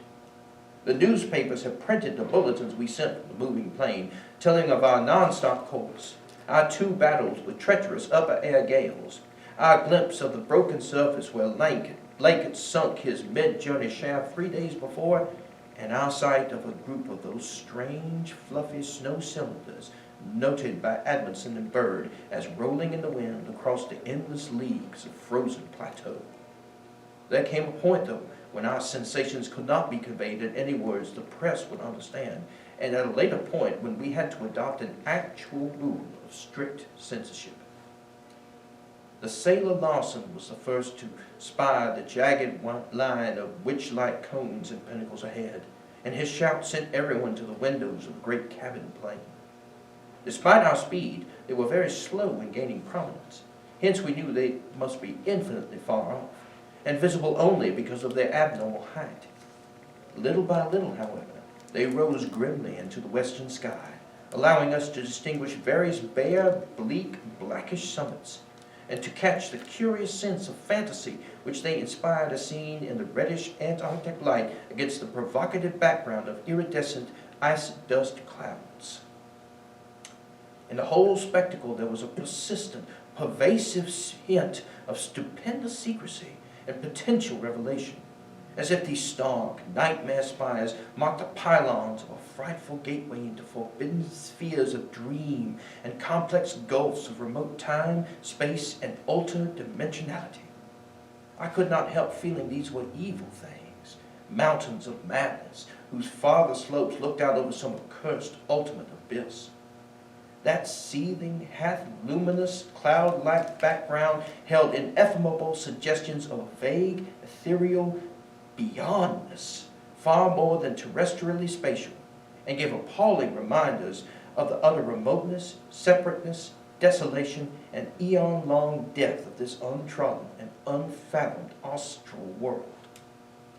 It was young Danforth who drew our notice to the curious irregularities of the higher mountain skyline. Regularities like clinging fragments of perfect cubes, which Lake had mentioned in his dispatches, and which indeed justified his comparison with the dreamlike suggestions of primordial temple ruins on cloudy Asian mountaintops so subtly and strangely painted by Rourke. There was indeed something hauntingly Rourke-like about this whole unearthly continent of mountainous mystery. I had felt it in October when we first caught sight of Victoria Land, and I felt it afresh now. I felt, too, another wave of uneasy consciousness of arcane mythical resemblances, of how disturbingly this lethal realm corresponded to the evilly famed plateau of Ling in the primal writings. Mythologists have placed Ling in Central Asia, but the racial memory of man, or of his predecessors, is long. And it may well be that certain tales have come down from lands and mountains and temples of horror earlier than Asia and earlier than any human world we know. A few daring mystics have hinted at a pre-Pleistocene origin for the fragmentary Demotic manuscripts, and have suggested that the devotees of Sagotha were as alien to mankind as Sagotha itself. Ling, wherever in space or time it might brood, was not a region I would care to be in or near. Nor did I relish the proximity of a world that had ever bred such ambiguous and archaic monstrosities as those Lake had just mentioned. At the moment, I felt sorry that I had ever read the abhorred Necronomicon, or talk so much with that unpleasantly erudite folklorist Wilworth at the university. This mood undoubtedly served to aggravate my reaction to the bizarre mirage which burst upon us from the increasingly opalescent zenith as we drew near the mountains and began to make out the cumulative undulations of the foothills. I had seen dozens of polar mirages during the preceding weeks, some of them quite as uncanny, as fantastically vivid as the present sample, but this one had a wholly novel and obscure quality of menacing symbolism, and I shuddered at the seething labyrinth of fabulous walls and towers and minarets loomed out of the troubled ice vapors above our heads. The effect was that of a cyclopean city of no architecture known to man or to human imagination, with vast aggregations of night-black masonry, embodying monstrous perversions of geometrical laws and attaining the most grotesque extremes of sinister bizarrerie. There were truncated cones, sometimes terraced or fluted, surmounted by tall cylindrical shafts, here and there bulbously enlarged and often capped with tiers of thinnish scalloped discs, and strange, beetling table-like constructions suggesting piles of multitudinous rectangular slabs or circular plates or five-pointed stars, with each one overlapping the one beneath. There were composite cones and pyramids, either alone or surmounting cylinders or cubes, or flatter truncated cones and pyramids, and occasional needle-like spires in curious clusters of 5. All of these feeble structures seemed knit together by tubular bridges crossing from one to the other at various dizzy heights, and the implied scale of the whole was terrifying and oppressive in its sheer giganticism. The general type of mirage was not unlike what some of the wilder forms observed and drawn by the Arctic whaler Scoresby in 1820. But at this time and place, with those dark, unknown mountain peaks soaring stupendously ahead, that anomalous elder world discovery in our minds, and the pall of probable disaster enveloping the greater part of our expedition, we all seemed to find in it a taint of latent malignity and infinitely evil portent. I was glad when the mirage began to break up, though in the process the various nightmare turrets and cones assumed distorted temporary forms of even vaster hideousness. As the whole illusion dissolved to churning opalescence, we began to look earthward again, and saw that our journey's end was not far off. The unknown mountains ahead rose dizzyingly up like a fearsome rampart of giants, their curious regularity showing with startling clearness even without a field glass. We were over the lowest foothills now, and could see amidst the snow, ice, and bare patches of their main plateau a couple of darkish spots, which we took to be lakes Camp Boring. The higher foothills shot up between 5 and 6 miles away, forming a range almost distinct from the terrifying line of more than Himalayan peaks beyond. At length, Ropes, the student who had relieved McTee at the controls, began to head downward towards the dark left-hand dark spot whose size marked it as the camp. As he did so, McTee sent out the last uncensored wireless message the world was to receive from our expedition. Everyone, of course, has read the brief and unsatisfying bulletins of the rest of our Antarctic sojourn. Some hours after our landing, we sent a guarded report of the tragedy we found, and reluctantly announced the wiping out of the whole lake party by the frightful wind of the preceding day, or of the night before that. 11 known dead, young Gadney missing. People pardoned our hazy lack of details to realization of the shock the sad event must have caused us, and believed us when we explained that the mangling action of the wind had rendered all 11 bodies unsuitable for transportation outside. Indeed, I flatter myself that even in the midst of our distress, utter bewilderment, and soul-clutching horror, we scarcely went beyond the truth in any specific instance. The tremendous significance lies in what we dared not tell, what I would not tell now but for the need of warning others off from nameless terrors. It is a fact that the wind had wrought dreadful havoc. Whether all could have lived through it, even without the other thing, is gravely open to doubt. The storm, with its fury of madly driven ice particles, must have been beyond anything our expedition had encountered before. One aeroplane shelter, all it seems had been left in a far too flimsy and inadequate state, was nearly pulverized, and the derrick at the distant Boring was entirely shaken to pieces. The exposed metal of the grounded planes and drilling machinery was bruised into a high polish, and 2 of the small tents were flattened despite their snowbanking. Wooden surfaces left out in blast were pitted and denuded of paint, and all sides of the tracks in the snow were completely obliterated. It is also true that we found none of the arcane biological objects in a condition to take outside as a whole. We did gather some minerals from a vast tumble pile, including several of the greenish soapstone fragments whose odd 5-pointed rounding and faint patterns of grouped dots caused so many doubtful comparisons, and small fossil bones, among which were the most typical of the curiously injured species. None of the dogs survived, their hurriedly built snow enclosure near the camp being almost wholly destroyed. The wind may have done that, though the greater breakage on the side next to the camp, which was not the windward side, suggests an outward leap or break of the frantic beasts themselves. All 3 sledges were gone, and we have tried to explain that the wind must have blown them off into the unknown. The drill and ice melting machinery at the mooring were too badly damaged to warrant salvage, so we used them to choke up that subtly disturbing gateway to the past which Lake had blasted. We likewise left at the camp the 2 most shaken up of the planes, since our surviving party had only 4 real pilots, Sherman, Danforth, McTee, and Ropes, in all, with Danforth being in a poor nervous state to navigate. We brought back all the books, scientific equipment, and other incidentals we could find, though much was rather unaccountably blown away. Spare tents and furs were either missing or badly out of condition. It was approximately 4 p.m., after wide plain cruising had forced us to give Gedney up for lost, that we sent our guarded message to the Arkham for relaying. And I think we did well to keep it as calm and non-committal as we succeeded in doing. The most we said about agitation concerning our dogs, whose frantic uneasiness near the biological specimens was to be expected from poor Lake's accounts. We did not mention, I think, their display of the same uneasiness when sniffing around the queer greenish soapstones and certain other objects in the distorted region.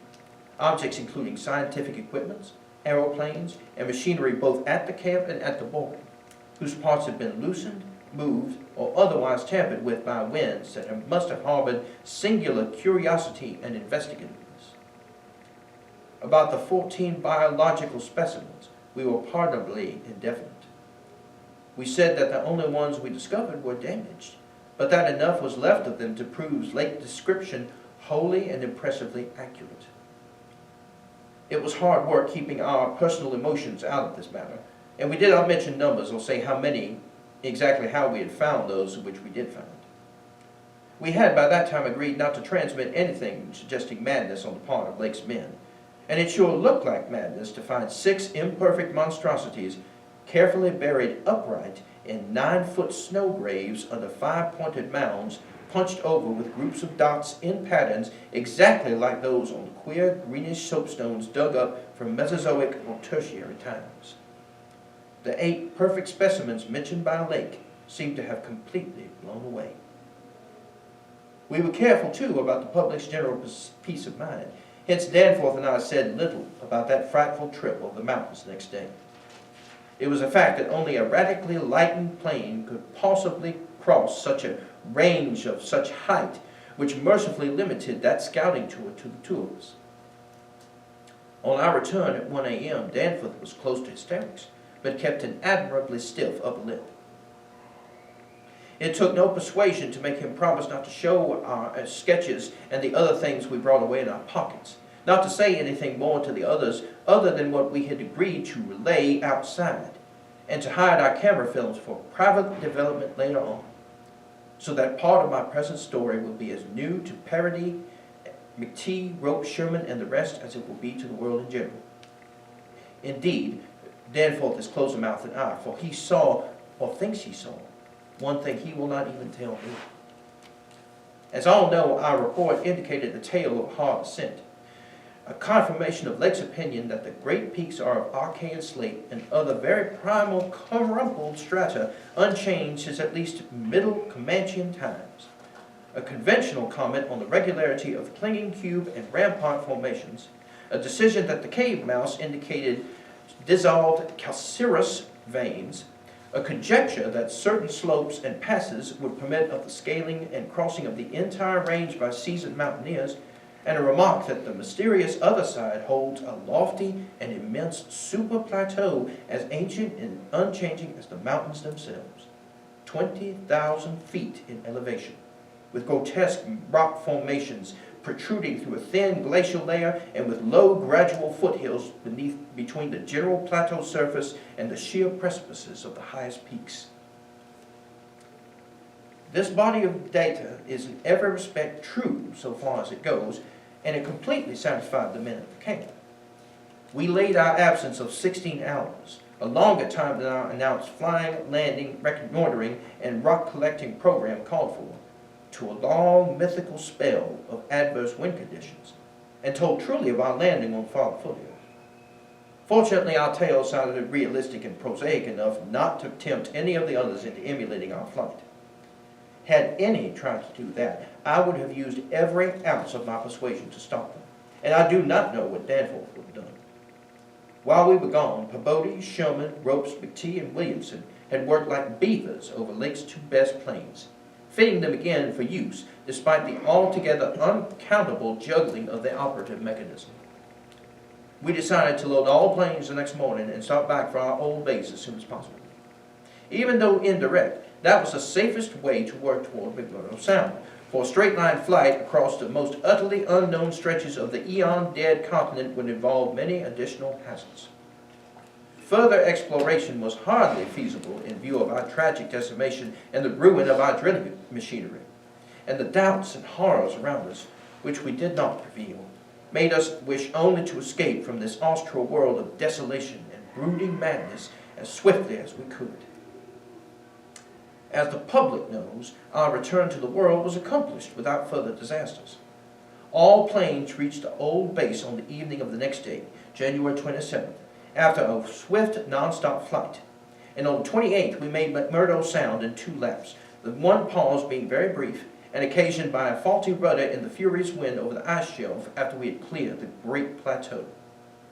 In 5 days more, the Arkham and Miskatonic, with all hands and equipment on board, were shaking clear of the thickening ice field and working up Ross Sea with the mocking mountains of Victoria Land looming westward against a troubled Antarctic sky and twisting the wind's wails into a wide-ranged musical piping which chilled my soul to the quick. Less than a fortnight later, we left the last hint of polar ice behind us, and thanked heaven that we were clear of a haunted, accursed realm where life and death, space and time have made black and blasphemous alliances in the unknown epochs since matter first writhed and swarmed on the planet's scarce-cooled crust. Since our return, we have all constantly worked to discourage Antarctic exploration, and have kept certain doubts and guesses to ourselves with splendid unity and faithfulness. Even young Danforth, with his nervous breakdown, has not flinched or babbled to his doctors. Indeed, as I have said, there is one thing he thinks he alone saw, which he will not tell even me, though I think it would help his psychological state if he would consent to do so. It might explain and relieve much, though perhaps the thing was no more than the delusive aftermath of an earlier shock. That is the impression I gather after those rare, irresponsive moments when he whispers disjointed things to me, things which he repudiates vehemently as soon as he gets a grip on himself again. It will be hard work deterring others from the great white South, and some of our efforts may directly harm our cause by drawing inquiring notice. We might have known from the first that human curiosity is undying, and the results we announced would be enough to spur others on the same age-old pursuit of the unknown. Lake's reports of these biological monstrosities had aroused naturalists and paleontologists to the highest pitch, though we were sensible enough not to show the detached parts we had taken from the actual buried specimens, or of our photographs of those specimens as they were found. We also refrained from showing the more puzzling of the scarred bones and greenish soapstones, while Danforth and I have closely guarded the pictures we took or drew on the super plateau across the range, and the crumpled things we smoothed, studied in terror, and brought away in our pockets. But now that Starkweather Moore party is organizing, and with a thoroughness far beyond anything our outfit attempted, if not dissuaded, They will get to the innermost nucleus of the Antarctic and melt and boil till they bring up that which may end the world we know. So I must break through all reticences at last, even about that that ultimate nameless thing beyond the mountains of madness. Chapter 4. It is only with vast hesitancy and repugnance that I let my mind go back to Lake's camp and what we really found there, and to that other thing beyond the frightful mountain wall. I am constantly tempted to shirk the details and to let hints stand for actual facts and ineludible deductions. I hope I have said enough already to let me glide briefly over the rest. The rest, that is, of the horror at the camp.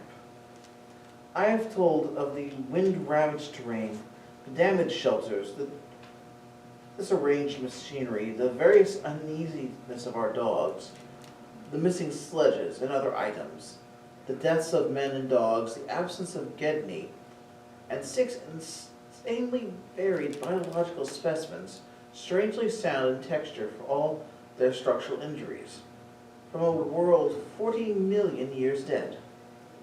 I do not recall whether I mentioned that upon checking up, the canine bodies were found 1 dog missing. We did not think much of it till later. Indeed, only Danforth and I gave it any thought at all, really. The principal things I have been keeping back relate to the bodies, and to certain subtle points which may or may not lend a hideous and incredible kind of rationale to the apparent chaos. At the time I tried to keep the men's minds off those points, for it was so much simpler, so much more normal to lay everything to an outbreak of madness on the part of some of Lake's party. From the looks of things, that demon mountain wind must have been enough to drive any man mad in the midst of the center of an earthly mystery and desolation. The crowning abnormality, of course, was the condition of these bodies, men and dogs alike. They all had been in some terrible kind of conflict, and were torn and mangled in fiendish and altogether unexplainable ways. Death, so far as we could judge, had in each case come from the strangulation or laceration. The dogs had inevitably started trouble, for the state of their ill-built corral bore witness to its forcible breaking from within. It set some distance from the camp because the hatred the animals had for those hellish archaean organisms, and the precautions seemed to have been taken in vain. When left alone in that monstrous wind, behind flimsy walls of insufficient height, they must have stampeded, whether from the wind itself or from some subtle, increasing odor emitted by the nightmarish specimens, one could not say. The specimens, of course, had been covered with a tent cloth, yet the low Antarctic sun had beat steadily upon the cloth, and Lake had mentioned the solar heat tended to make the strangely sound and tough tissues of the things relax and expand. Perhaps the wind had whipped the cloth from over them and jostled them around in such a way that their more pungent olfactory qualities became manifest despite their unbelievable antiquity. But whatever had happened, it was hideous and revolting enough. Perhaps I had better put squeamishness aside and tell the worst at last. Though with a categorical statement of opinion based on the first-hand observations and most rigid deductions of both Danforth and myself, that then missing Gedney was no way responsible for the loathsome horrors we found. I have said that the bodies were frightfully mangled. Now I must add that some were incised and subtracted in the most curious, cold-blooded, and inhuman fashion. It was the same with dogs and men.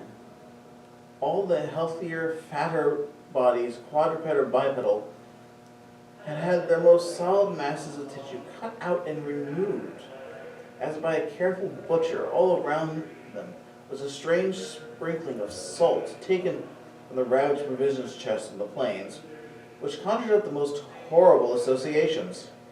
The thing had occurred in one of the crude aeroplane shelters, from which the plane had been dragged out, and subsequently winds had effaced all the tracks which could have been supplied any plausible theory. Scattered bits of clothing, roughly slashed from the human incision subjects, hinted no clues. It was useless to bring up the half-impression of certain faint snow prints on one shielded corridor of the ruined enclosure, because that impression did not concern human prints at all, but was clearly mixed up with all the talk of fossil prints which poor Lake had been giving throughout the preceding weeks. One had to be careful of one's imagination in the lee of those overshadowing mountains of madness. As I had indicated, Gedney and one dog turned out to be missing at the end. When we came on that terrible shelter, we had missed 2 dogs and 2 men, but fairly unharmed the secting tent, which entered an investigation of monstrous graves, had something to reveal. It was not as Lake had let in, for the covered parts of the primal monstrosities had been removed from the improvised table. Indeed, we had already realized that one of the 6 imperfect and insanely buried things we had found, the one with the trace of a particularly hateful odor, must represent the collected sections of the entity which Lake had tried to analyze. On and around that laboratory table were strewn other things, and it did not take long for us to guess that those things were the carefully, thorough, though oddly inexperienced dissected parts of 1 man and 1 dog. I shall spare the feeling of survivors by omitting mention of the man's identity. Lake's anatomical instruments were missing. There were evidences of their careful cleansing. The gasoline stove was also gone, though around it we found a curious litter of matches. We buried the human parts alongside the other 10 men and the canine parts with the other 35 dogs. Concerning the bizarre smudges on the laboratory table and the jumble of roughly handled instruction books scattered near it, we were too much bewildered to speculate.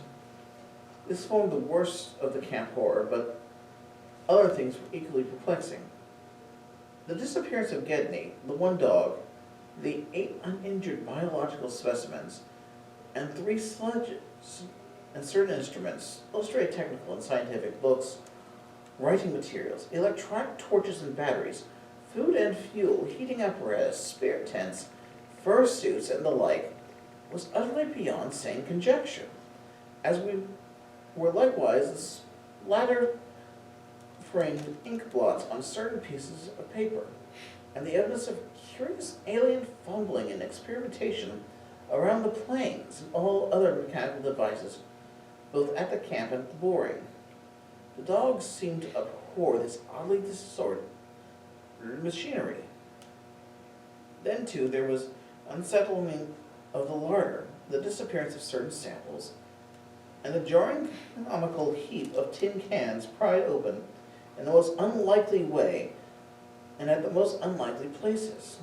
The profusions of scattered matches, intact, broken, or spent, formed another minor enigma, as did the 2 or 3 tent cloths and fursuits which we found laying about with a peculiar and unorthodox slashing, conceivably due to clumsy effort and unimaginable adaptations. The maltreatment of the human and canine bodies, and the crazy burial of the damaged archaean specimens, were all of a piece of this apparatus disintegrated madness.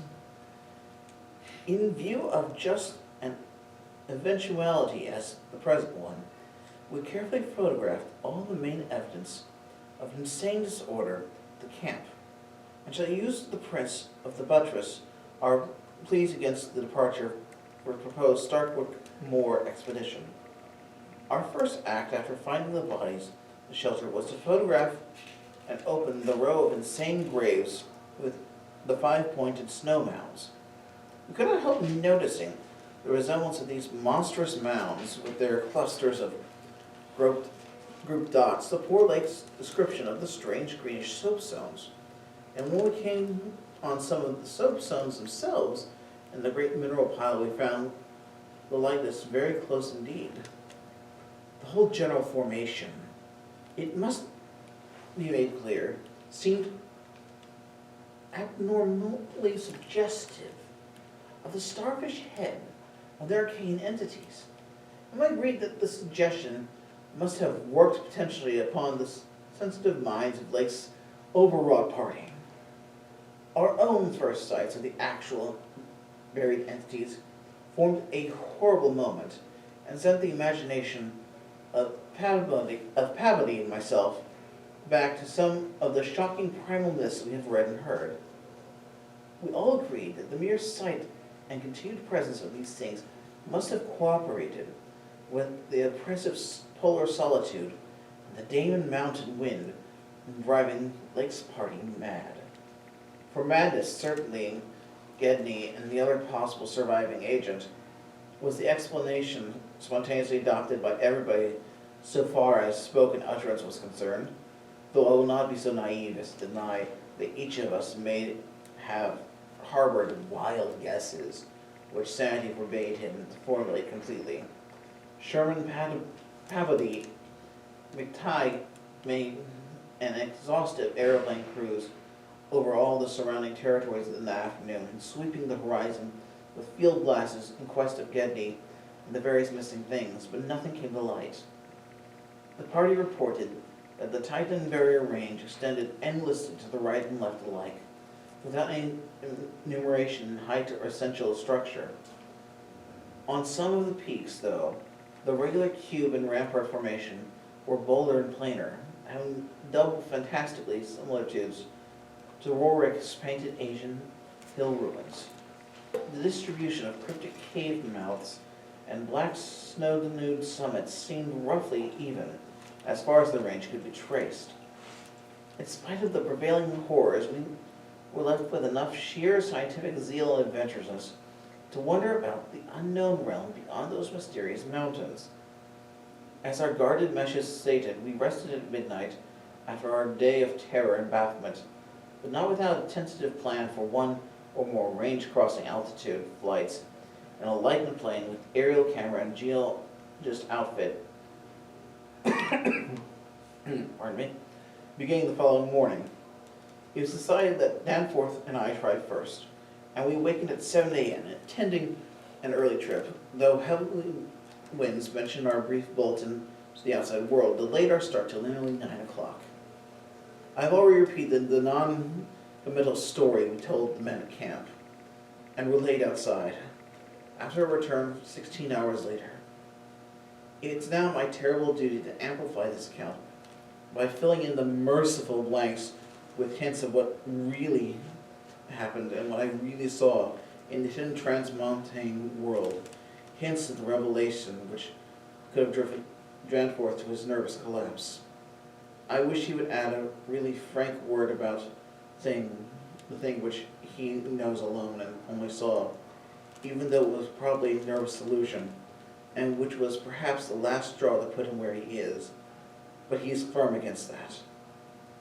All I can do is to repeat his later disjointed whispers of what he saw, and set him shrieking as the plane soared back through the wind-tortured mountain pass after the real, intangible shock which I shared. This will form my last word. If the plain signs of surviving elder horrors and what I disclose be not enough to keep others from meddling in the inner Antarctic, or at least from prying too deeply beneath the surface of the ultimate waste of forbidden secrets and unhuman, aeon-cursed desolation, the responsibility for unnameable and perhaps immeasurable evils will not be mine. Danforth and I, studying the notes made by Pavody in his afternoon flight and checking up with the sextant, had calculated the lowest available pass in the range lay somewhere to the right of us, within sight of the camp, about 23,000 or 24,000 feet above sea level. From that point then, we first headed in the lightened plane as we embarked on our flight discovery. The camp itself, on foothills which sprang from a high continental plateau some 12,000 feet in altitude, hence the actual height increase necessary was not so vast as it might seem. Nevertheless, we were acutely conscious of the rarefied air and the intense cold as we rose, for on account of visibility conditions, we had to leave the cabin windows open. We were dressed, of course, in our heaviest furs. As we drew near the forbidding peaks, dark and sinister above the line of crevasse-ridden snow and intrinsical glaciers, we noticed more and more the curious regular formations clinging to those slopes, and thought again of the strange paintings of Nicholas Roerich. The ancient and wind-weathered rock strata fully verified all of Lake Bolton's, and even proved that these hoary pinnacles had been towering up to exactly the same way since a surprisingly early time in Earth's history, perhaps even over 50 million years ago. How much higher had they once been? It was so futile to guess, but everything about this strange region pointed to obscure atmospheric influences unfavorable to change, and calculated to retard the usual climatic process of rock disintegration. But it was the mountainside tangle of regular cubes, ramparts, cave mouths which fascinated and disturbed us most. I studied them with the field glass and took aerial photographs whilst Danforth drove, at the times relieved him at the controls, though my aviation knowledge was purely in amateurs, in order to let him use the binoculars. We could easily see that much of the material of things was a light-ish arcane quartzite, unlike any formation visible over broad areas on the general surface, and that their regularity was extreme and uncanny to an extent which poor Lake had scarcely hinted. As he had said, their edges were crumbled and rounded from untold aeons of savage weathering, but their preternatural solidity and tough material had saved them from obliteration entirely. Many parts, especially those closest to the slopes, seemed identical in substance with the surrounding rock surface. The whole arrangement looked like the ruins of Machu Picchu in the Andes, or primal formations of the Kish as dug up by the Oxford Field Museum expedition in 1929. Both Danforth and I obtained occasional impressions of separate cyclopean blocks, which Lake had attributed to his flight companion, Carroll. How to account for such things in place was frankly beyond me, and I felt strangely humbled as a geologist. Igneous formations often have strange regularities, like the famous Giant's Causeway in Ireland, but this stupendous range, despite Lake's original suspicion of smoking cones, was above all else non-volcanic in evident structure. The curious cave mouths near which the odd formation seemed most abundant presented another, albeit lesser puzzle because of their regularity of outline. They were, as Lake Bolton had said, often approximately square or semicircular, as if the natural orifices had been shaped to greater symmetry by some magic hand. The numerous and wide distribution were remarkable and suggested that the whole region was honeycombed with tunnels dissolved on limestone strata. Such glimpses as we were secured did not extend far within the cave. We saw that they were apparently clear of stalactites and stalagmites. Outside those parts of the mountain slopes, journeying the apparatus seemed invariably smooth and regular. Danforth thought that the slight cracks and pinnings of the weathering tended towards unusual patterns. Filled as he was with the horrors of strangeness discovered at the camp, he hinted that the pinnings vaguely resembled those baffling groups of dots sprinkled over the primal greenish soapstone, so hideously duplicated on the madly conceived snow mounds as the six buried monstrosities. We had risen gradually in flying over the higher foothills and along toward the relatively low pass we had selected. As we advanced, we occasionally looked down on the snow and ice land about, wondering whether we could have attempted the trip with the simpler equipment of earlier days. Somewhat to our surprise, we saw that the terrain was far from difficult as such things go, and despite the crevasses and other bad spots, it would not have been likely to deter the sledges of a Scotch, Shackleton, or Amundsen. Since the glaciers appear to have led up to the wind-bared pass, the unnatural continuity upon reaching our chosen pass was that our case formed no exception. Our sensation of tense expectancy as we prepared to round the crest appear over our untrodden world can hardly be described on paper. Even though we had no case to think the region beyond the range essentially different from low racine traversed. The touch of evil mystery in these barrier mountains and the beckoning sea of opulescent sky glimpsed betwixt the summits was highly subtle and attenuated matter, not to be explained in literal words. Rather, it was an affair of vague psychological symbolism and aesthetic association, a thing mixed up with esoteric and exotic poetry and paintings, with the archaic myths lurking shunned and forbidden volumes.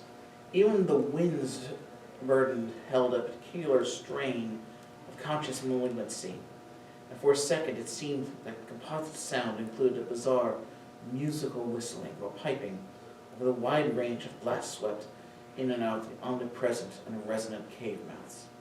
There was a cloudy note of reminiscent repulsion in the sound, as complex and unplaceable as any of the other dark impressions.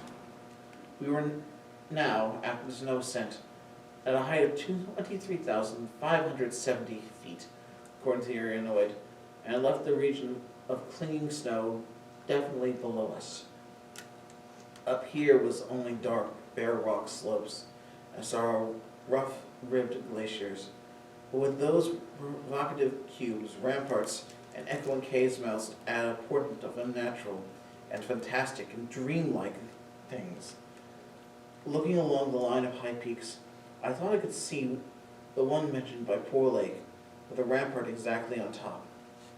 It seemed to be half lost in a queer Antarctic haze, such a haze, perhaps, that could be responsible for Lake's early notion of volcanism. The pass loomed directly before us, smooth and wind-swept between its jagged and aligned, frowning pylons. Beyond it was a sky fettered with swirling vapors and lighted by a low polar sun. The sky, the mysterious further realms in which no human eye had ever gazed. A few more feet of altitude and we would behold this realm, Danforth and I, unable to speak except in shouts amidst the howling, piping wind that raced through the pass and added that noise of unmuffled engines, exchanged eloquent glances, and then, having gained the last few of those feet, we did indeed stare across the mountainous divide and over the unsampled secrets of an elder and utterly alien Earth. And that was our presentation of H.P. Lovecraft's At the Mountains of Madness. This is only the halfway point, folks. There's still so much more to see, so many mysteries, and so many horrors to explore.